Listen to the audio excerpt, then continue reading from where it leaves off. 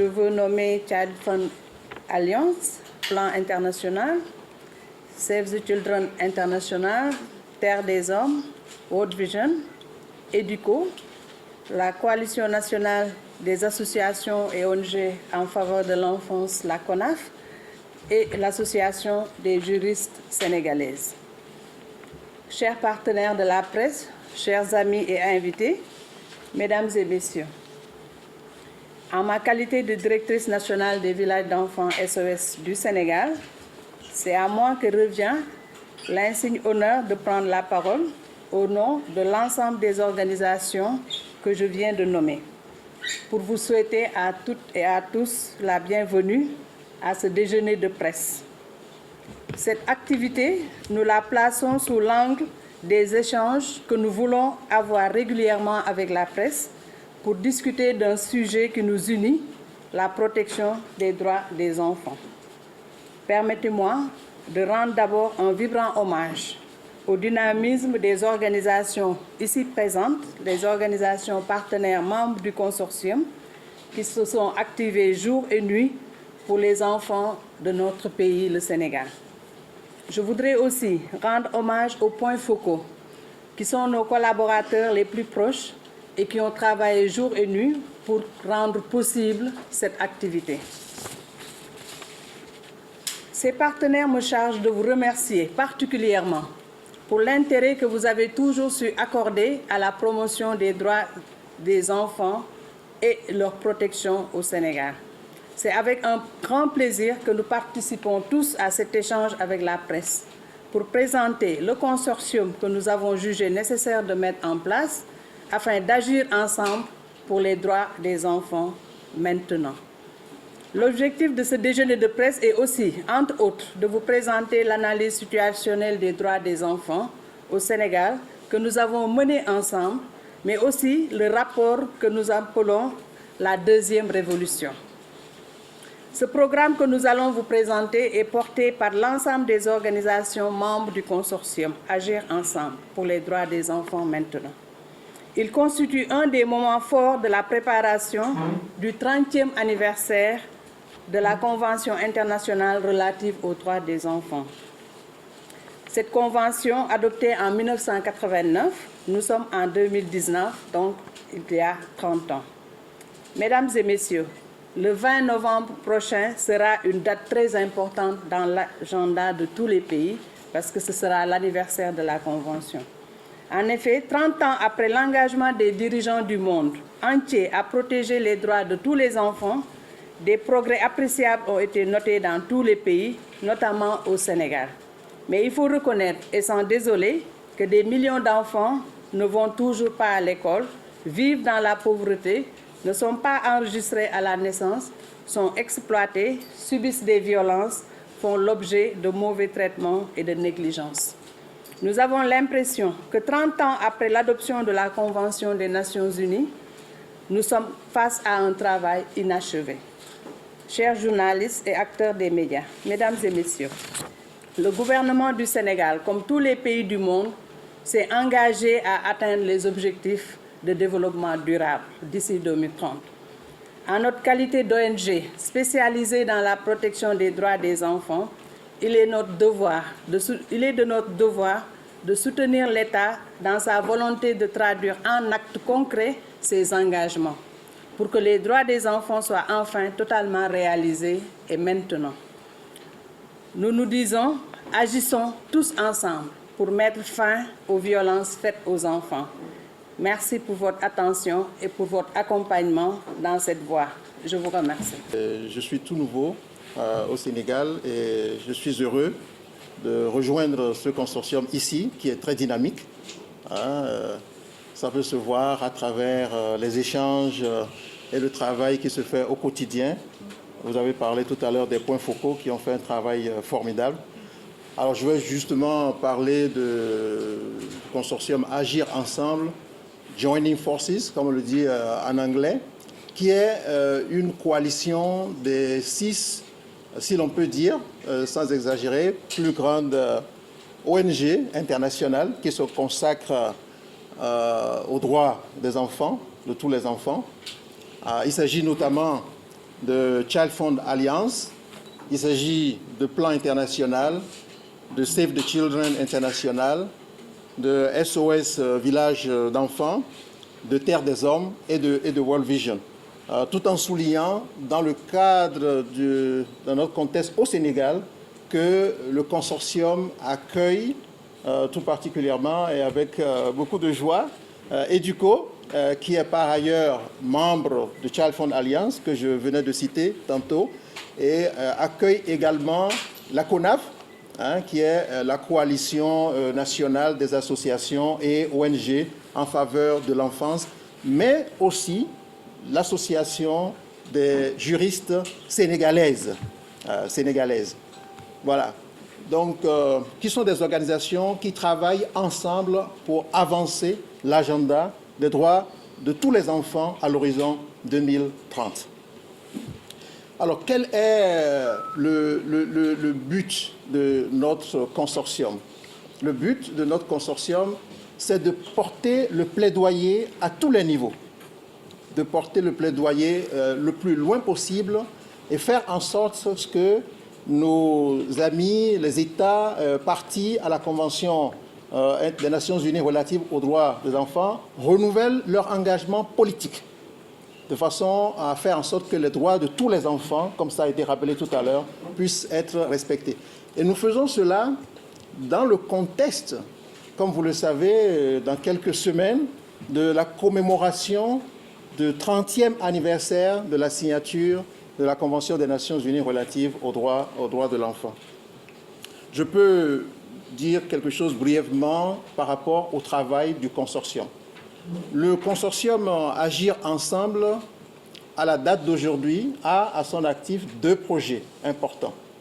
Il s'agit de Child Right Now, qui est ce qui mobilise notre attention aujourd'hui pour les droits de l'enfant maintenant, et également de l'élimination de toutes les violences contre les enfants.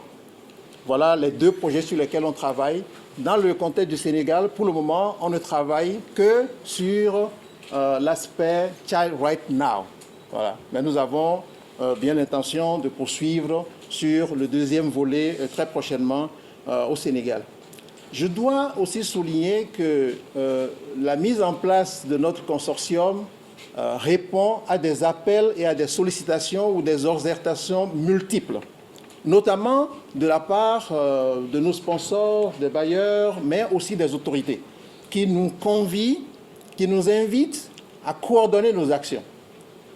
Parce que, comme vous le savez, nous sommes des organisations qui œuvront pour la même cause, le droit de l'enfant, la protection de l'enfant et beaucoup d'autres choses. Et il est important qu'il y ait plus de synergie et de coordination dans nos actions. Je ne saurais terminer sans vraiment remercier tous les collègues qui sont là, tous les partenaires.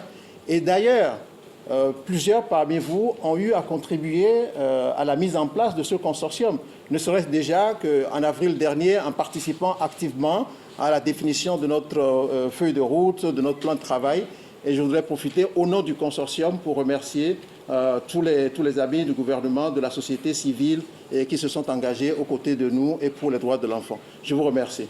Chers invités journalistes, chers collègues, permettez-moi tout d'abord de vous remercier, moi aussi, de votre présence et cet événement qui est très important pour nos organisations, qui se sont proposées de coordonner leurs efforts et d'agir ensemble pour plus d'impact pour la réalisation des droits de l'enfant maintenant.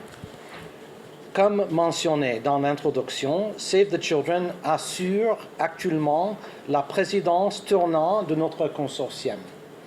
Nous nous réjouissons de l'opportunité de présenter le rapport mondial ainsi que la note d'orientation pour le Sénégal, ce qui signifie que mon discours sera de loin le plus long. Merci d'avance donc de votre patience pour les 20 prochaines minutes. Ensemble avec les collègues de toutes les organisations membres du consortium, Agir Ensemble, Joining Forces, y inclut, comme on l'a déjà dit, la CONAF et l'AGS, et nous avons choisi de faire ce lancement aujourd'hui pour deux raisons principales. Tout d'abord, pour inviter un débat sur les droits de l'enfant, en amont de l'Assemblée générale des Nations unies qui débutera à New York la semaine prochaine et qui prévoit une manifestation commémorative pour marquer le 30e anniversaire de l'adoption de la Convention des Nations unies relative aux droits de l'enfant. Et deuxièmement, pour confirmer notre intérêt à appuyer ensemble la commémoration de cet événement important au Sénégal le 20 novembre prochain. Ceci dans un contexte mondial caractérisé par des avancées dans de nombreux domaines, mais aussi par beaucoup de défis nouveaux et en mutation qui se posent à nous. En effet, au niveau mondial, l'aggravation des conflits, l'accroissement des inégalités, les conséquences négatives des flux migratoires et même l'utilisation des fois inappropriées des technologies dans le but de nuire aux enfants sont des phénomènes qui ont exacerbé les défis liés aux préjugés de genre, à la faim, à la pauvreté, aux maladies et à l'exploitation. Les violences à l'encontre des enfants sont de nouveau en hausse et les réponses traditionnelles ne permettent pas d'obtenir les résultats escomptés pour faire face à leurs besoins urgents.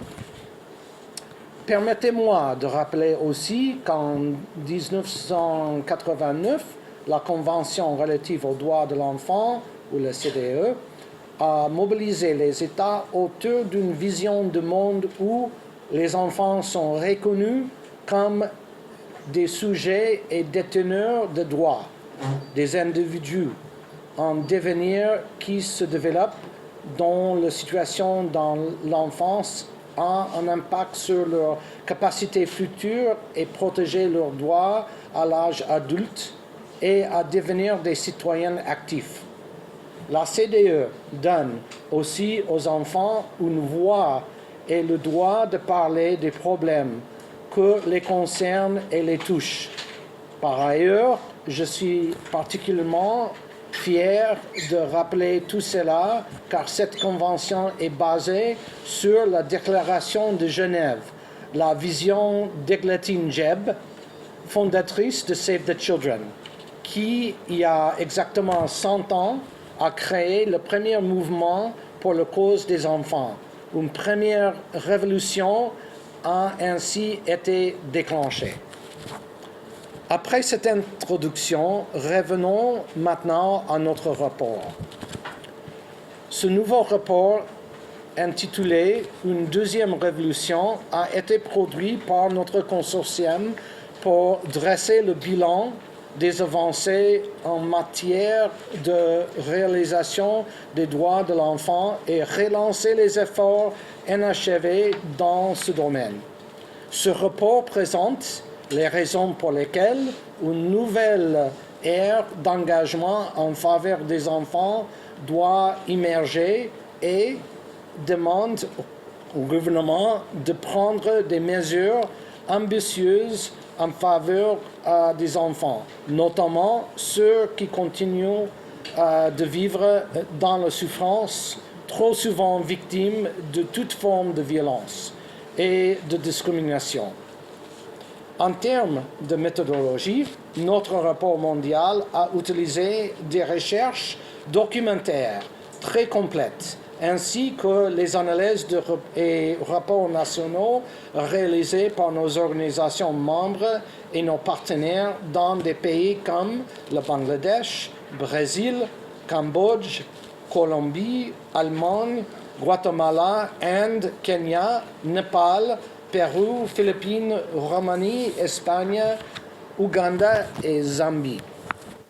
En Afrique de l'Ouest, le Sénégal et le Mali ont été identifiés comme pays prioritaires pour cette première phase de notre travail en tant qu'alliance. Globalement, plus de 2000 enfants âgés de 6 à 17 ans et jeunes âgés de 28 à 24 ans ont été consultés dans le cadre de la rédaction de toutes les analyses nationales. Des informations issues de consultations et de recherches déjà menées auprès des enfants ont également alimenté le rapport final au moment de sa préparation. Alors, quelles sont donc les principales conclusions de ce travail de longue haleine?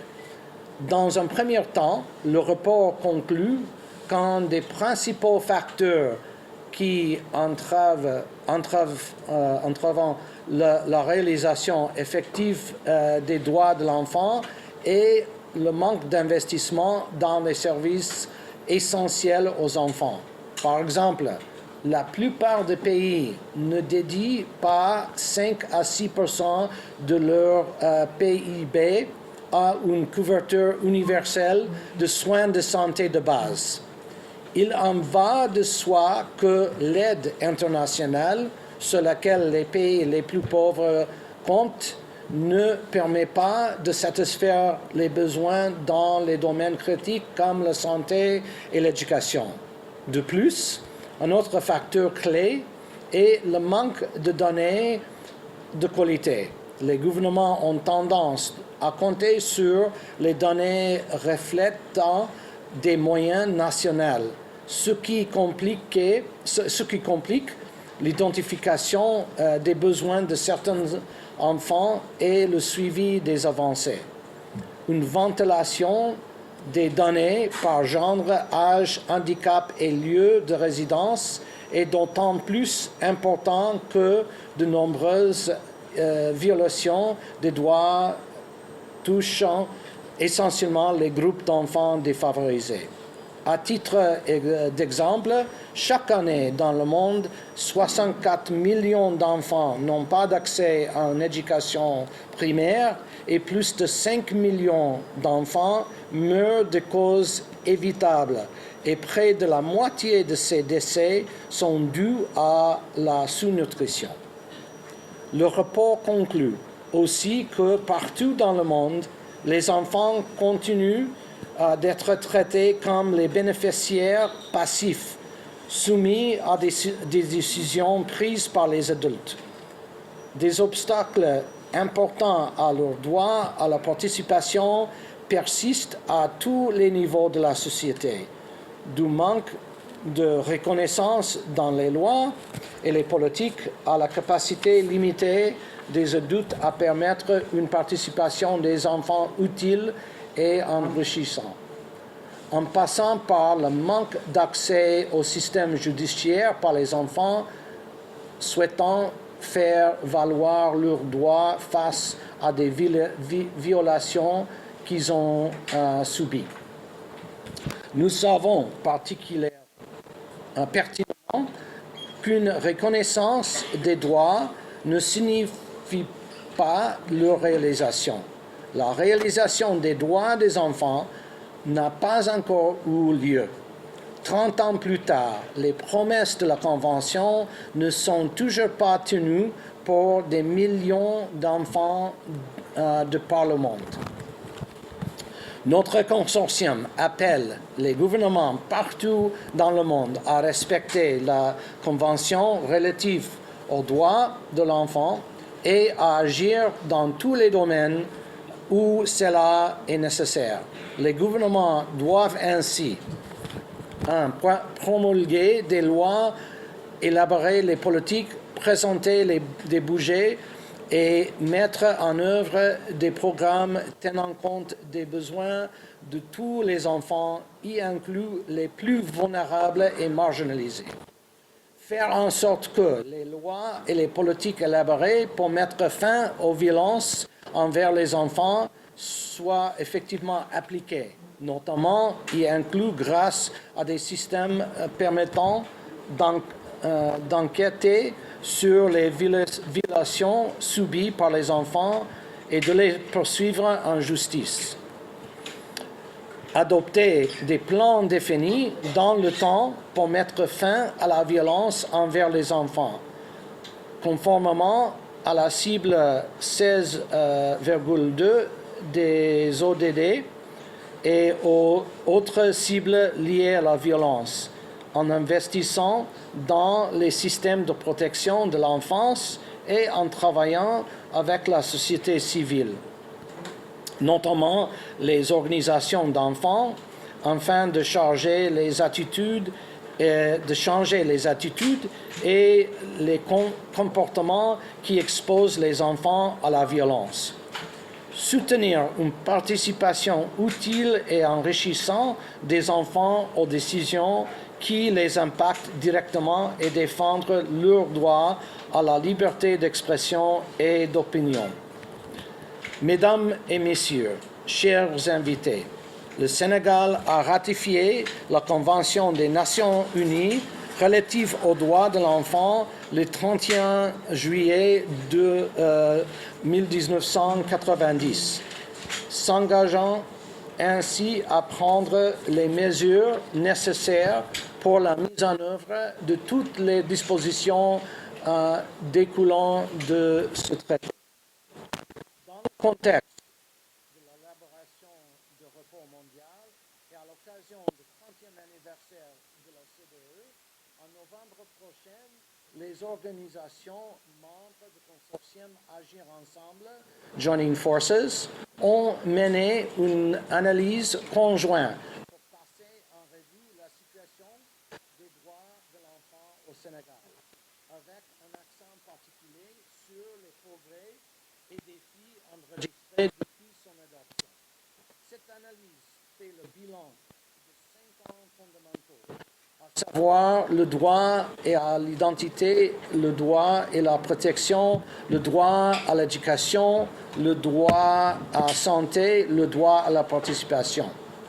89 enfants âgés de 12 à 18 ans, dont 50 filles et 39 garçons, ont été consultés à travers une série de groupes de discussion organisés en janvier 2019 à Fatick, Louga, Ziguinchor, Kaolack et Dakar, Pékin.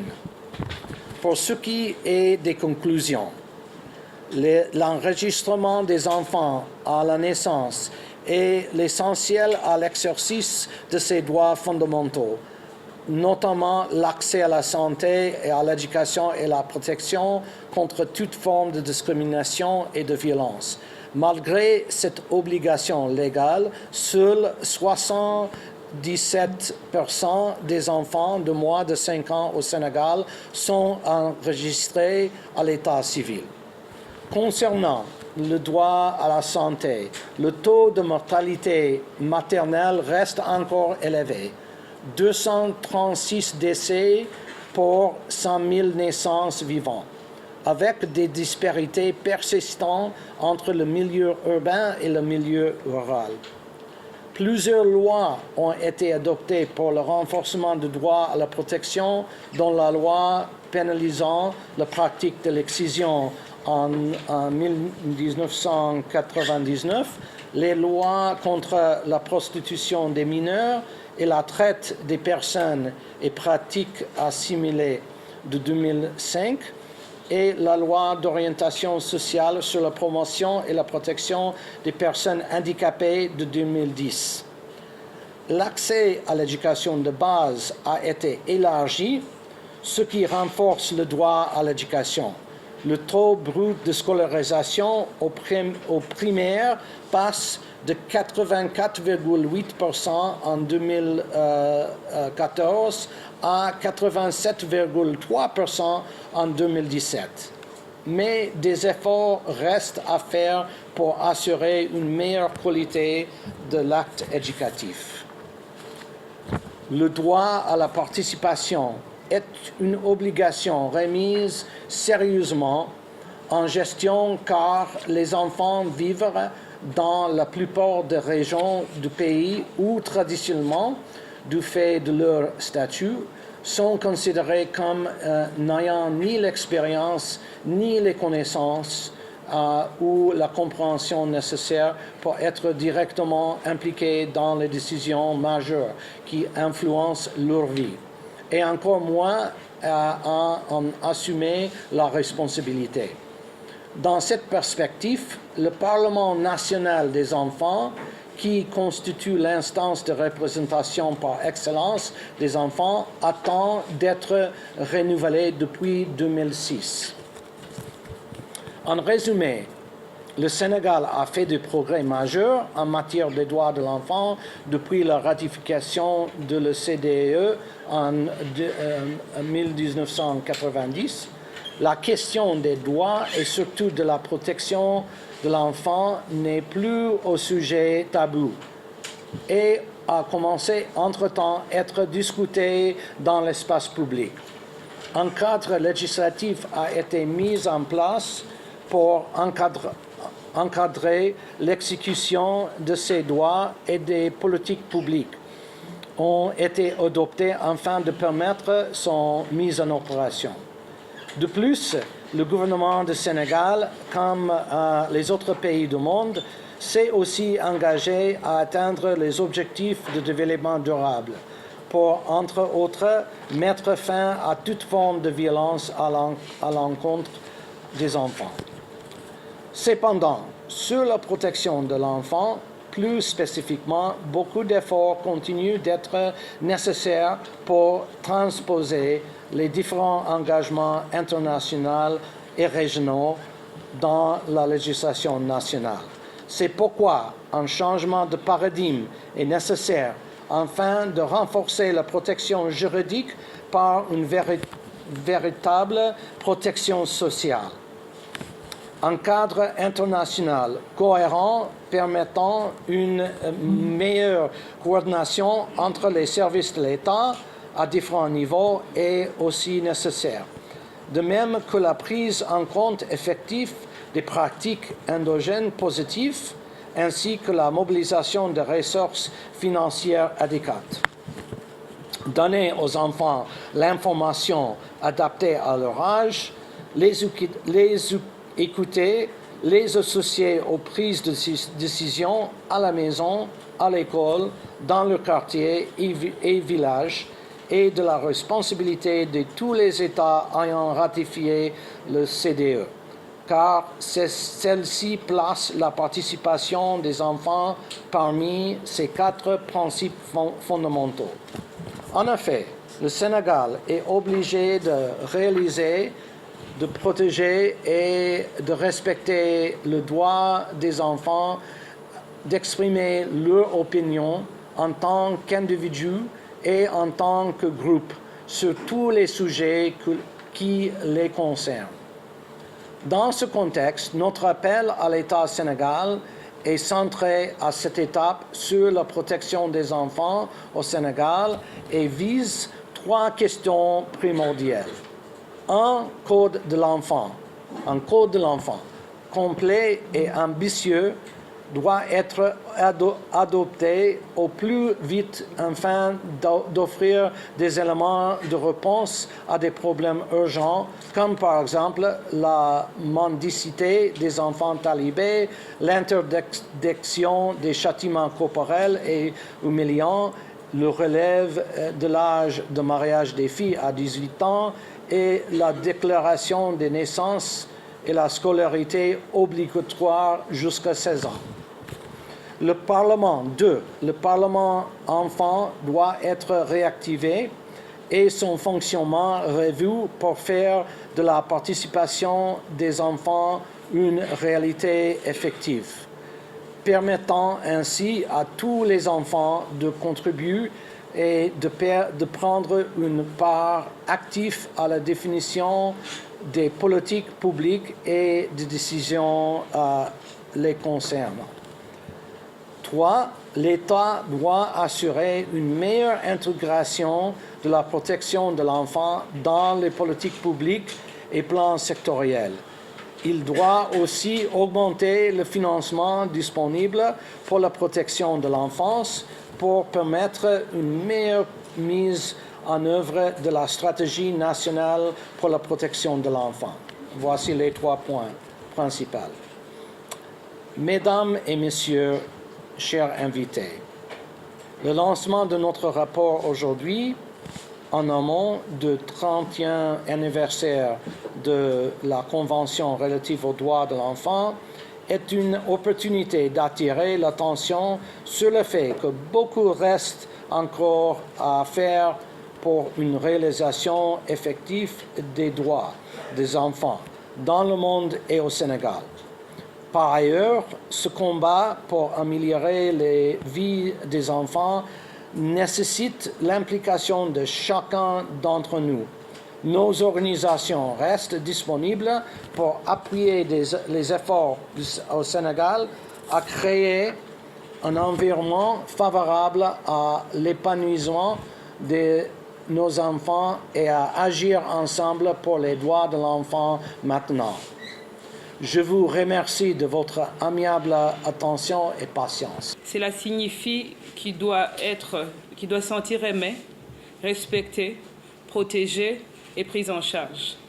Cette responsabilité doit commencer au niveau de la famille, de tous les niveaux de la société, dans les écoles, les institutions religieuses, les institutions civiles et les institutions gouvernementales, au niveau local qu'au niveau national. C'est pourquoi, encore une fois, pour répéter ce que nos collègues ont dit, nous aussi, nous invitons le gouvernement sénégalais à accélérer l'adoption du Code de l'enfant complet et ambitieux. Ainsi, la coalition soutient qu'il est temps de relancer l'élan pour le bien-être des enfants dans le monde entier, et au Sénégal en particulier, là où nous tous nous œuvrons. Pourquoi ? Simplement parce qu'il est important de le faire maintenant. Nos enfants ne doivent pas attendre.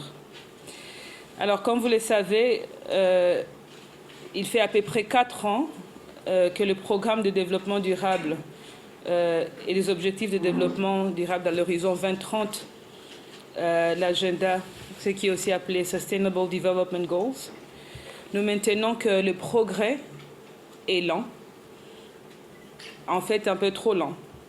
Donc nous voulons appeler aussi que les États membres et d'autres prenantes renforcent leurs engagements et leurs actions pour accélérer la mise en œuvre, d'apporter les avantages considérables aux personnes à risque d'être laissées en compte, en particulier les enfants vulnérables.